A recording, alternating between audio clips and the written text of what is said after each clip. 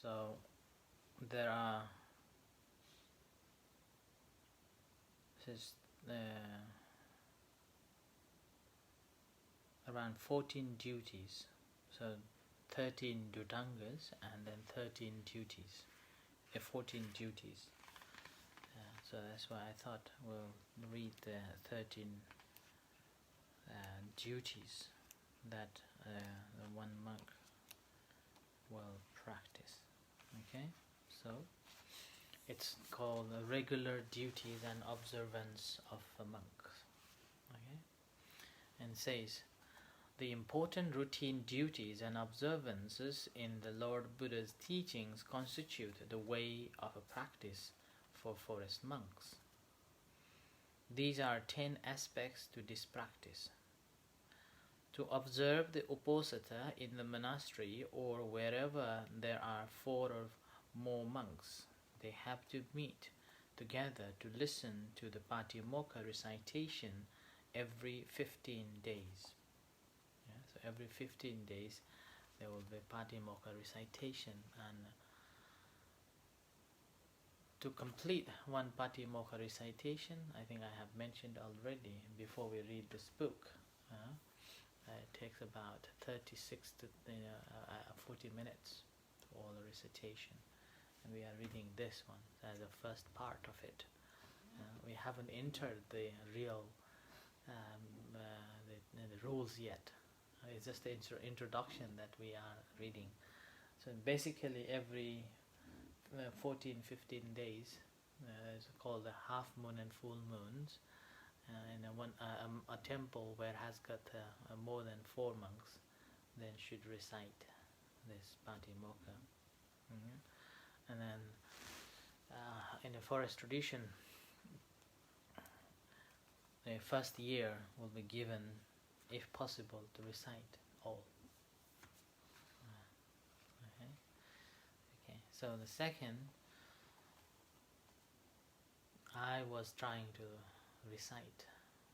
I remember my teacher in Nepal, when I went to Thailand, he gave me a book on Patimokkha too, to recite. And those days I didn't know, and it was very hard. So then I left it, and then gradually I understood that and tried to read it. Sometimes I chant it by alone, reading the book, not by heart. But this Patimokkha chanting normally done by heart. The one is just like a so na to me bante sankho ajupo sato panaraso yati sankhasa patakalang, like that. And then there is one person who will be checking exact words. And that's how it done. And I thought this since my last visit to Thailand,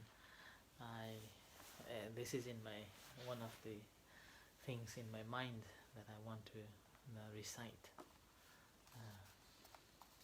And when you learn, you are not reading a word. When you learn to recite, you are not learning the words. You are learning the alphabet.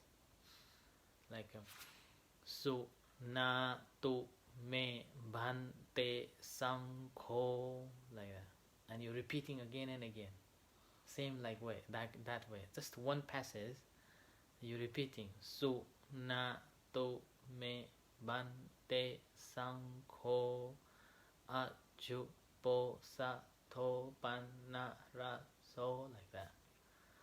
And then as you repeat it, it's become faster and faster. And that's how it forms in the words. And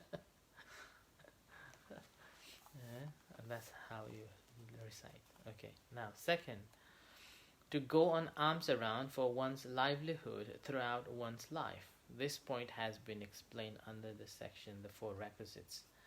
So again, probably we have to go back again. Okay, so this going alms around. As one of the, I think we have discussed on the 13 Tutangas as well. And number 3, to do the daily morning and evening chanting, except when one is very ill. Right? So, and this is also one. There's one more things to remember here. It's called. It says forest monks will do the chantings by themselves, holding it to be an important individual duty. They do not meet together for group chanting every day. So they will not come to do together every day. There will be only like every 8 days. Every 8 days they will come and do chanting together. But again, this rule is not like a standard. It's up to each temple, each abbot's their decision to make. Right? And number 4, to sweep the monastery, sweeping around the dwelling place, the chaiti, the bodhi tree area, and the open spaces around the monastery. And they hold this to be part of their practice and an important daily task and duty of one ordained. So this is one of the duties that one has to fulfill. Cleaning, basically, sweeping. And the sweeping, again, if you are in a forest, basically a long broom, long, it's like very long, and you are sweeping like.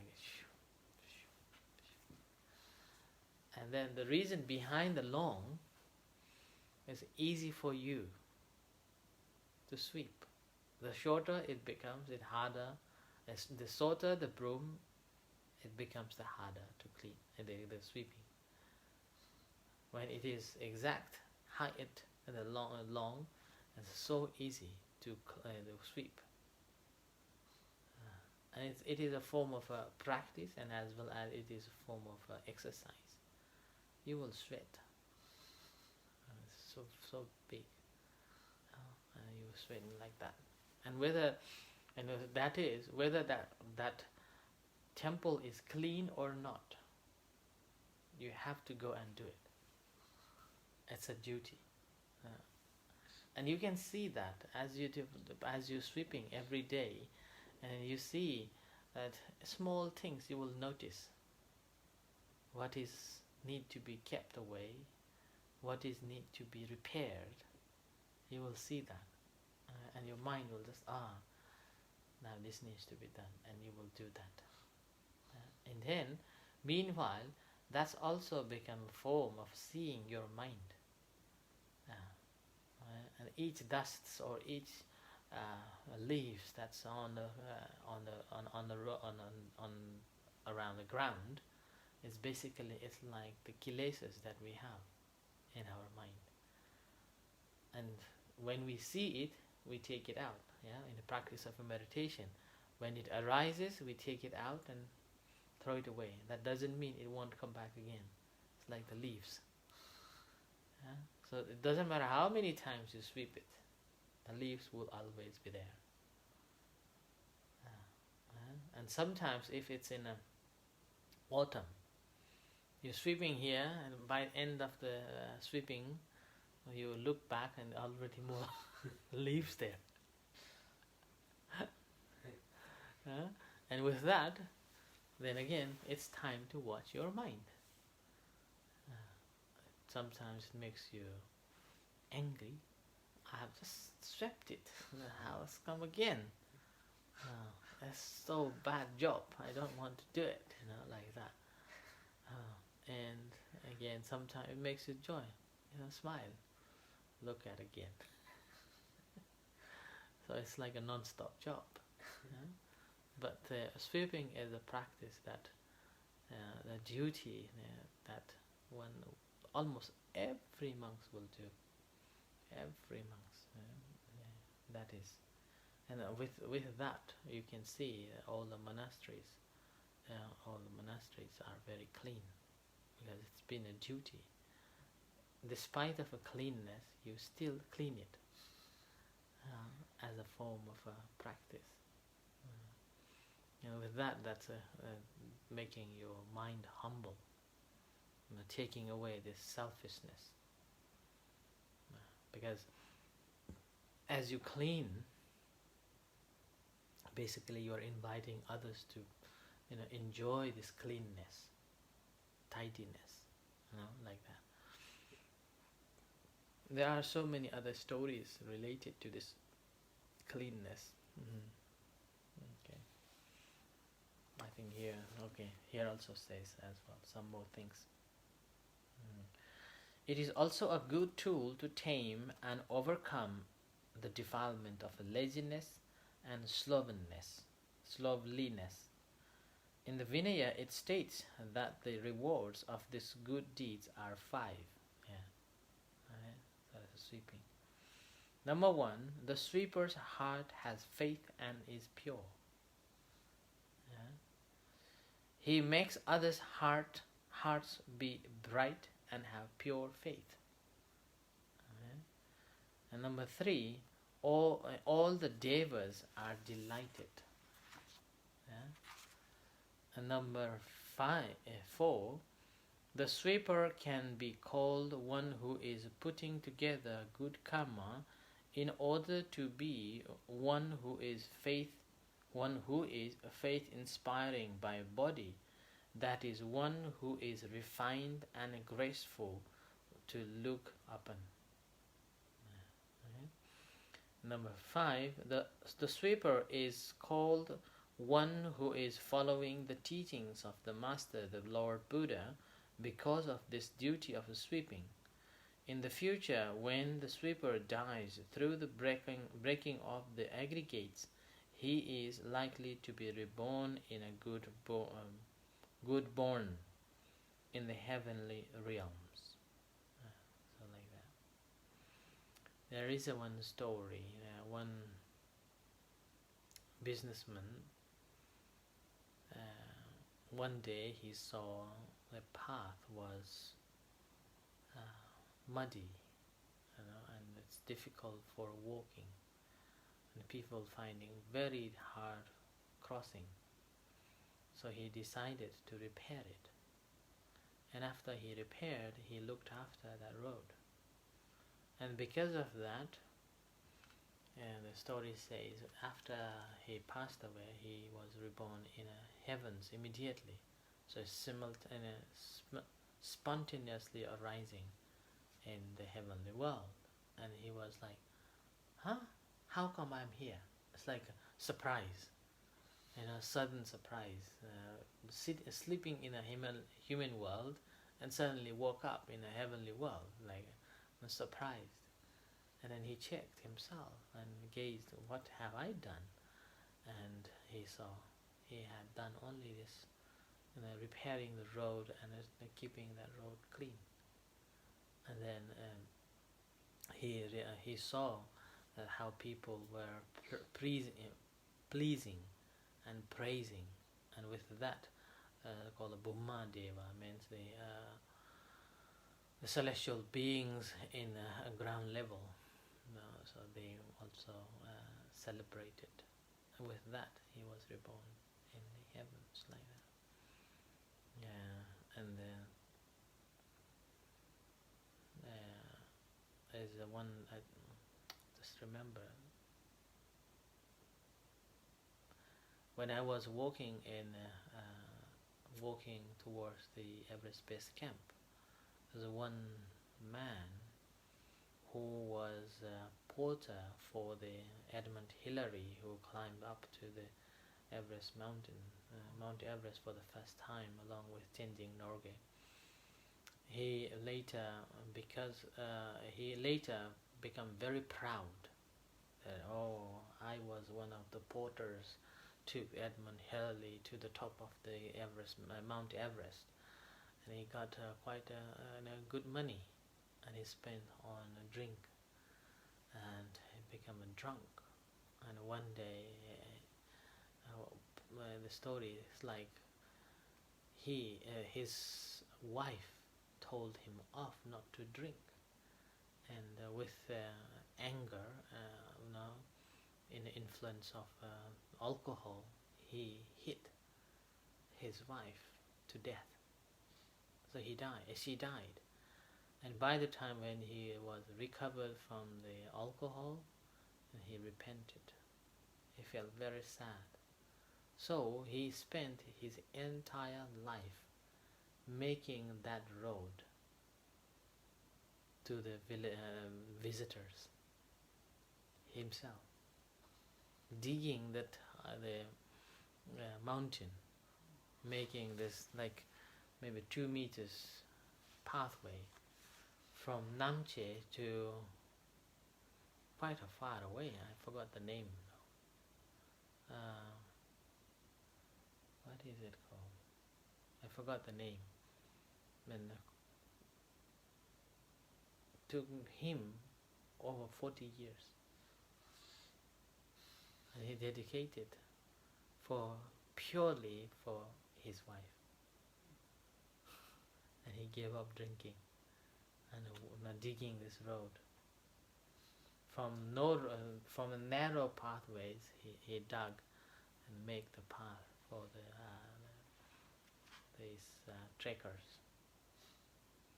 And he was still alive when I was there, and I spoke with him, and he put the signposts and saying that basically requesting for the donations. Now he's very old, he cannot do so.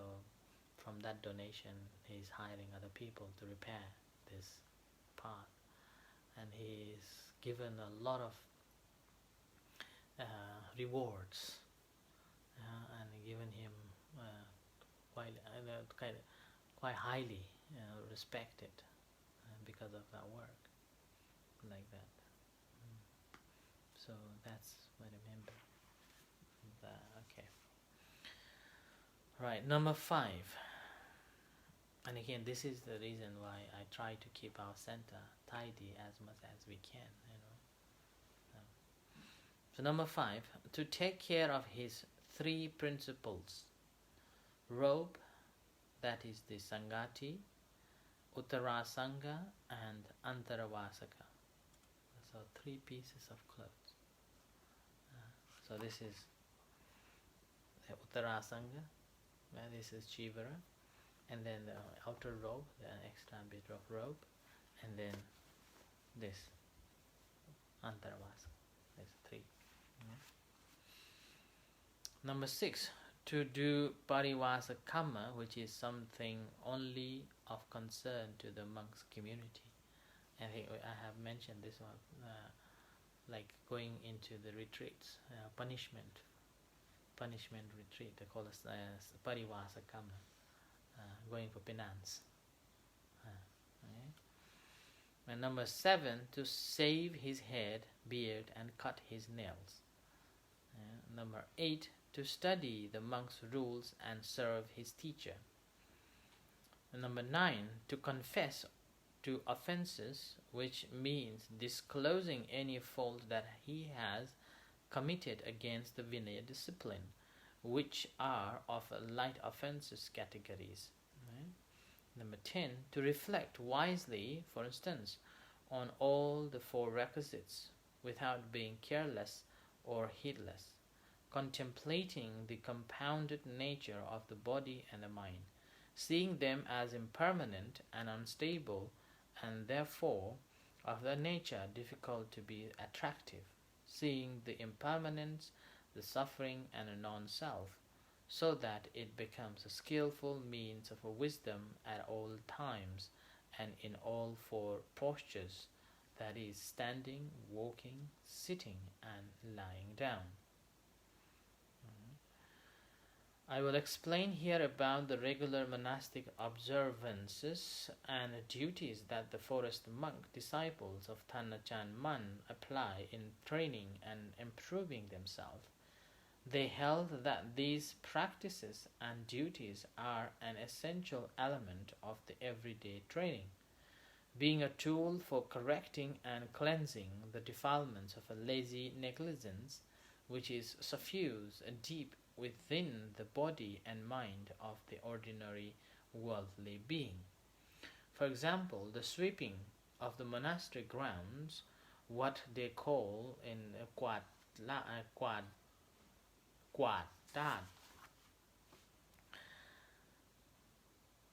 At the pre-arranged time, the monks will all start sweeping around their area, their living area, their kuti, for example, and then continue sweeping along the paths to the central meeting hall. The forest monks were very particular about this routine sweeping task, with a really observant eye of mindfulness and wisdom, where to sweep firmly and hard, where to sweep gently and lightly, where is elevated and where it is hollowed or potholes. They tried to be careful and to preserve and not damage or erode the surface they were sweeping. See, as I said, they have become more aware of these things. Wherever the fallen leaves in the swept pile needed removing, they would take particular care to pick up just the leaves without removing any earth, and deposit them into the forest where appropriate. After the sweeping of the kutis, salas, and the monastic grounds were finished, they would all help to pull and filter water from the well for washing and drinking, and take it around to refill the water pots. Then any monk who had the duty to attend and serve his teacher would go to do that according to the time and the teacher had set. Like that. At the time of doing each and every one of these duties, the Dhutanga Kammatthana monks were truly intent and focused with an all-around mindfulness and wisdom. They would endeavor not to allow carelessness and heedlessness to take up the lead duty. The writer has never seen them play around with these duties and practices. These demeanor only ever showed their seriousness and intent. One would never see any talk or chatting at such times unless it was the proper occasion for instructions about the duties. So just be silent and do it. Yeah. In the period when the venerable teachers, disciples of Ajahn Mun, were guiding the daily practices, it was the leader who was crucial. The present writer was also blessed in being able to go and practice under their tutelage and care, so I know something of those conditions. From what I heard and experienced of each of these venerable teachers, they did not have any interest in the building of any permanent constructions projects. You understand? So, they did not have any interest in building of any permanent constructions projects. The bhikkhus who are doing the duties? No, the monks. Oh, okay. In generally, monks, they will not have this duty to construct the huge duties. Right? Whether of a meeting hall, dwelling huts, amenity building, or toilets. So they are not. So who does that? Just lay people? Normally it's lay people. They never even spoke about such things. That's basically practicing the contentment of what you have got, and living with that, and using it efficiently. The building of such extravagantly elegant and magnificent salas or kutis as we have today was unknown in those times. Compared with current times, they are distant worlds apart. So, were the old Buddhist temples very austere? Mostly they were forest monks, they are very austere, but now it's been developed into, it's part of the work that each members of the community has to contribute towards the building, like a set of time. Okay, let's say from 2 o'clock to 5 o'clock. Yeah. So everybody will be there and working. And after 5 o'clock, then your job is done. So now it's time for the sweeping. So sweeping will be the kind of a regular job that you have to do. Sweeping. And then after sweeping, then you will just have your time there. I feel that whatever these teachers did was done with an all-around circumspection. In some ways, when I was by myself, my mindfulness would not come together consistently. Even concerning the dwelling places would only make them sufficient to stay in to practice in developing the heart, or just enough to live in temporarily each year, according to what they thought was suitable. Yeah? Their shala couldn't really be classed as a meeting hall, for it was just a place to gather to eat the meal. Yeah? The kutis and anonymity shed were roofed with grass or leaves. The floors were made from split bamboo. They were made as simply as possible from whatever was easily available. A building on a scale that would not cause bother to anyone. This gave a calming impression to the heart of it, fitted in well with the natural surroundings. The toilets of these forest teachers, which are sometimes called tan in Thai, was mostly roofless and consisted of a hole or pit of suitable depth in the surrounding forest floor that we discussed last week. So there's still places like this now? Yeah, still there. Sometime, somewhere. It was covered with a lid to prevent animal falling in. In those times, there were no earthenware water pots available, so they had a small cylinder of bamboo to fill with water to cleanse themselves after they have defecated, using a cloth to finally wipe, so they were sure that they were clean. Right? But nowadays, almost all the temples have got the toilets with the water supply. So all the monks would help with the building of the dwelling places so that it could be finished quickly. The forest teachers tended to say that such building work was a waste of time and damaging to the establishment of one's meditation effort for day afterwards. Right? Like that. In those days, none of these duties and observances were burdensome because worldly materials progresses had not yet arrived. At the time of doing the routine duties, for example, fetching water from the well, if any of the monks were lackadaisical and did not come out to help, then the senior monks would take over and vie with the junior monks to doing it.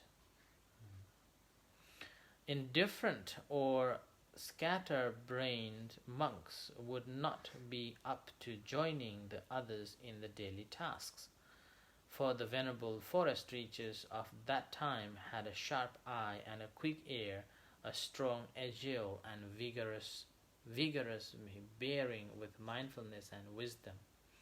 This was because they had trained and determinedly practiced in that way until it had become habitual, with the natural disposition of a forest monk. There was always the deeply embedded understanding that whoever did the work got the results, because one was doing it only for oneself.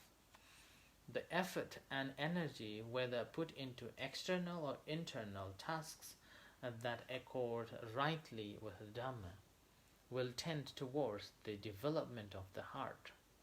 The spiritual drive in Dhamma practice will be further empowered by anyone who is clever and increasing in their knowledge. Right? So that's why work is most one of the ways to develop this wisdom. This one I never read one.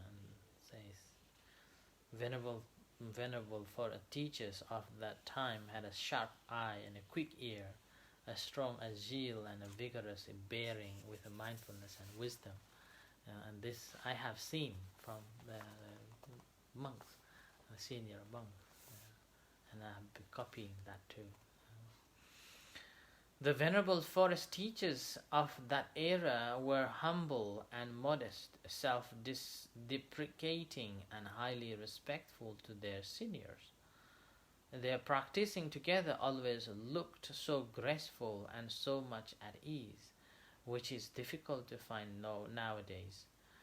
Any conversation or discussion together one was only ever about precepts and Dhamma, about offering encouragements, about mindfulness and wisdom, just about strategies and aims of the Dhamma in order to enhance the pure development of meditation following the way of the noble lineage. This brought only unfading peace and calm to those who intently followed and practice this way. It would not be strong to say that these duties and practices are exactly those procedures which cut away the defilements,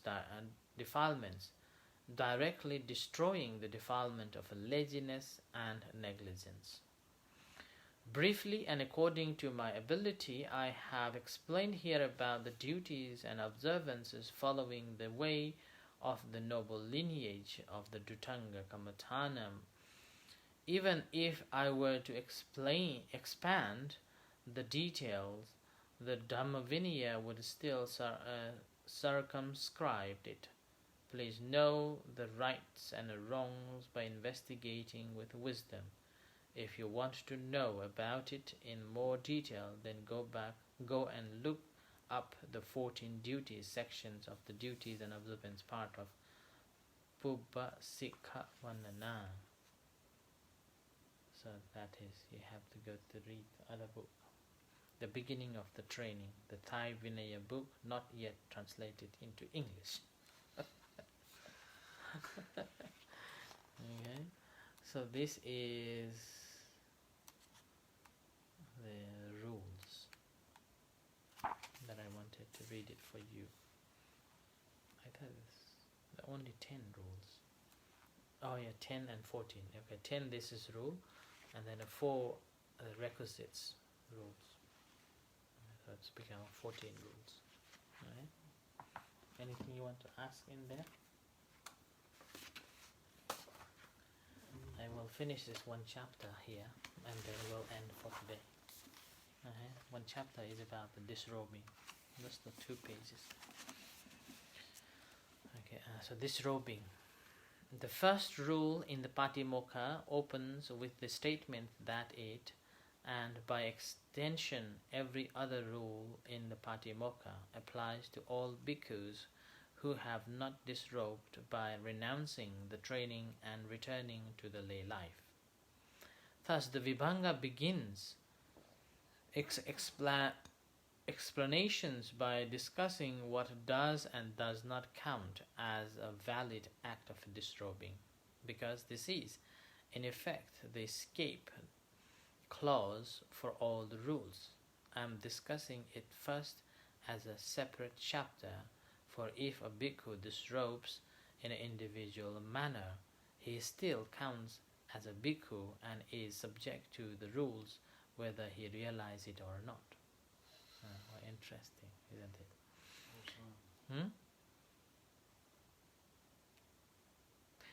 It says, right, the bhikkhus begins its explanation by discussing what does and does not count as a valid act of a disrobing. Yeah? Because this is, in effect, the escape clause for all the rules. I am discussing it first as a separate chapter, for if a bhikkhu disrobes in an invalid manner, he still counts as a bhikkhu and is subject to the rules whether he realize it or not. If you What's don't, an invalid manner of disrobing then?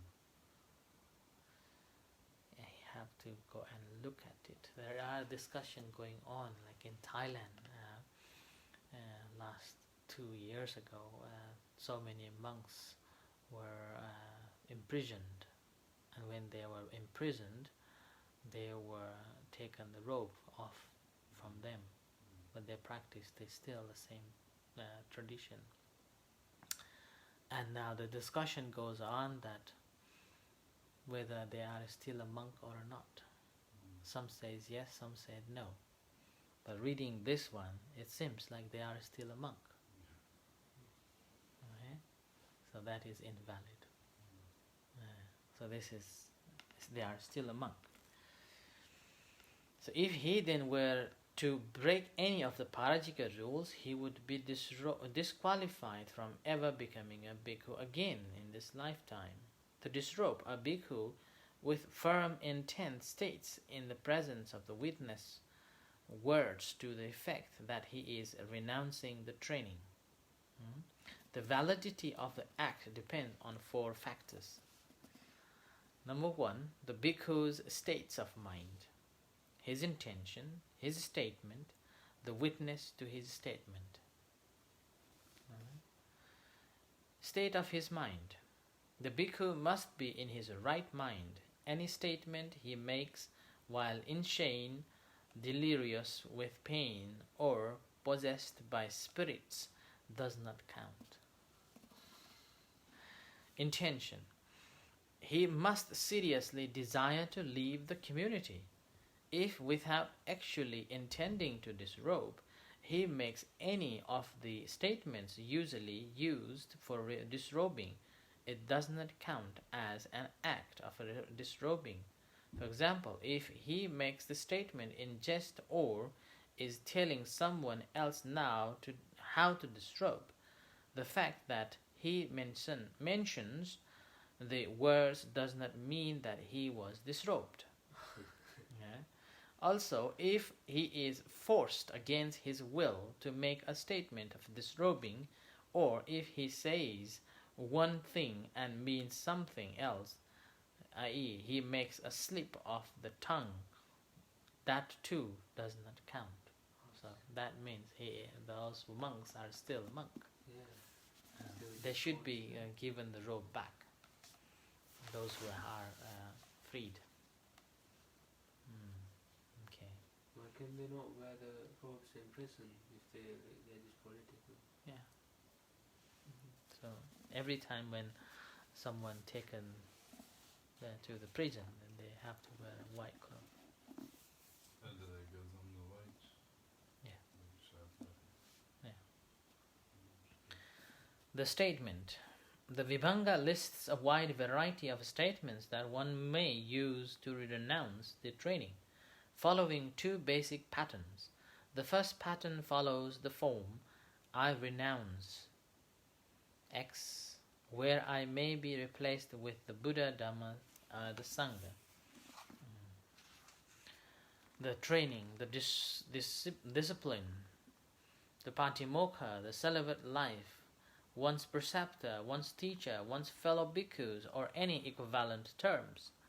Variant on this pattern includes such statements as, I am tired of being a monk. What is X to me? X means nothing to me. Or I am well freed of X, being a monk. The second pattern follows the form, consider me to be Y. Here, Y may be replaced with a householder, a lay follower, a novice, a member of another sect, an adherent of another sect, or any other equivalent term. So the Vibhanga stipulates that the statement not be put in the conditional tense, or in terms of English grammar, the subjunctive mood. Suppose I were to renounce the training, nor should it be expressed as a wish, if only I were to renounce the training. May I renounce the training? Or as a question, should I renounce the training? How clever monks are. Reading Apaham with the Burmese. Okay. The commentary further stipulates that the X statements must be in the present tense. Thus, to say, I have renounced the training, or I will renounce the training, would not be a valid statement of disrobing. Says I am renouncing. Okay. And the witness. Witness must be a human being in his or her right mind, and must understand what the bhikkhu says. So you need to be careful of the words, I am renouncing, or I am renounced. This rule out the legendary practice of a bhikkhus who disrobe by taking a Buddha's image as their witness, or who disrobe in front of the Bodhi tree on the assumption that the tree deity counts. Assumption. Yeah. So. Did you say that before that is one of the ways you can disrobe in front of the statue? Well, it seems like you cannot do now. But people still do People it. still doing it. Does that mean like they're still bhikkhu, but they might be breaking all these rules? Yeah. Like technically. So they think they're not monks, but they are. They are, yeah. Yeah. Someone should tell them. Yeah. Consciously, their consciousness thinks, or their perception says that they are not, but they haven't given up. Like you are a prison, you are a prisoner. You are allowed to come out from prison to visit your families, and you feel you're free, like that. But you still abide with all the rules. Yeah. These four factors cover all that is absolutely necessary for an act of disrobing to be valid.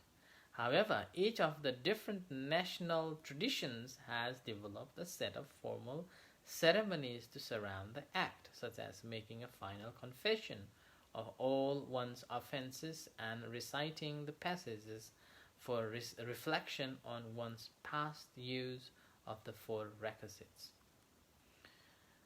And this is the reason why, particularly in Thailand, if one becomes a monk for 3 months, before they disrobe, they will go to the penance. This penance we discussed. Go for that penance once, and then they will disrobe. Basically purifying anything that they have done before going back to the lay life. What's the penance again? If you have done certain rules, offenses of certain rules, as Sangha says, 13 rules, then you feel like, oh, I may have done this wrong, I should reconciled. So then you will go to the reconciliation in front of the number of monks, at least of 16 or 20 monks, and you stay there and practicing, and these monks will be observing you, your behaviors, your basically going to train to come back. And during this training time, doesn't matter how many vasa you have, doesn't matter what title you have, you are simply a junior, a trainer, like that. So that's the penance. They normally go like that in Thailand. That's why every year after the Vassa, different temples will organize such events. And in that case, monks will try to find and go and attend.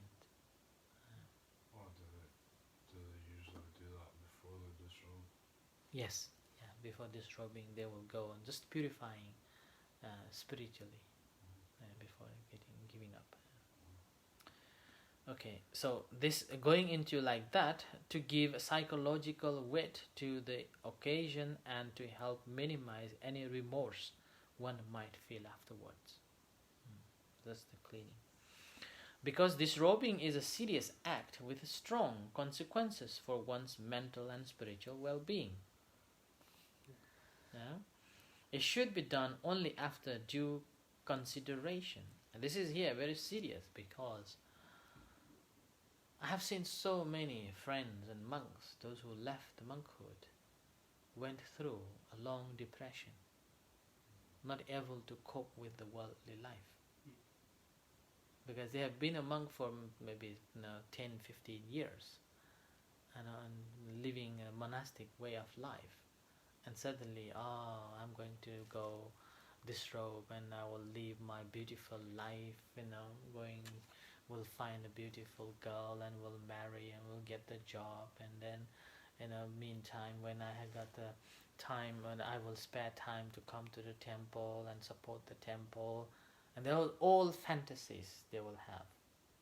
Yeah, and when you leave, it's like you will see green grass other side of the river.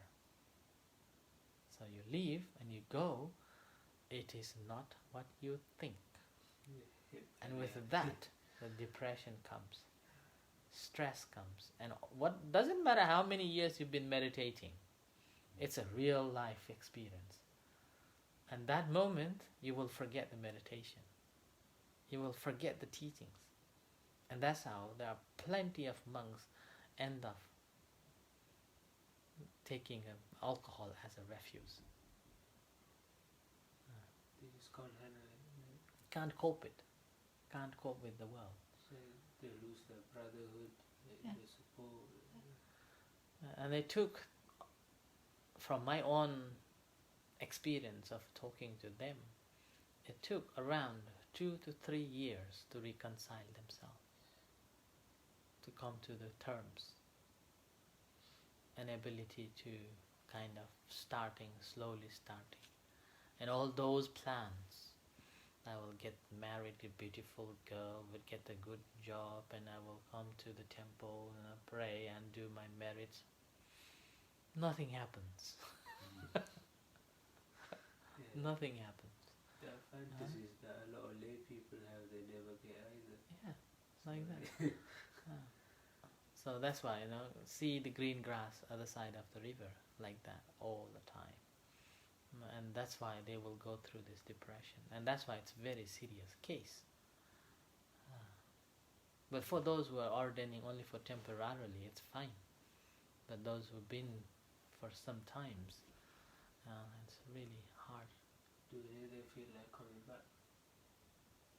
Some may, some do come, but many will not come back. They already start from the bottom again.